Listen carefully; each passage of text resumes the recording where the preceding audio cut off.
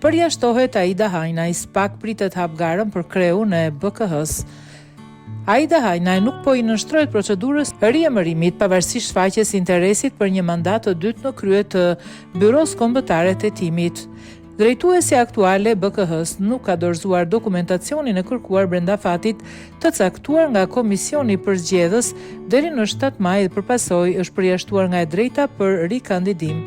Këtë e ka konfirmuar edhe vetë SPAK përmes një përgjigje të shkurtër për mediat.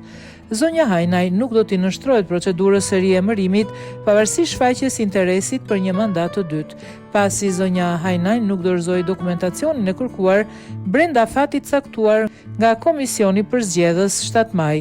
Mosdorëzimi i dokumentacionit mbyll procedurën e mëtejshme të riemërimit, thuhet në përgjigjen e SPAK. Kujtojmë se ishte vetë Aida Hajnaj e cila kishte shprehur në 28 mars interesin për një tjetër mandat 5 vjeçar, pasi në 31 gusht mandati i drejtores aktuale të Byros Kombëtare të Hetimit përfundon. Në prokurorinë e posaçme ishte hapur procesi i riemërimit të saj në krye të BKH-s, por duket se ka ndryshuar mendje duke u tërhequr nga riemërimi. Pritet që SPAK shumë shpejt i hap garën për kandidaturat e reja të cilat do t'i nënshtrohen disa procedurave.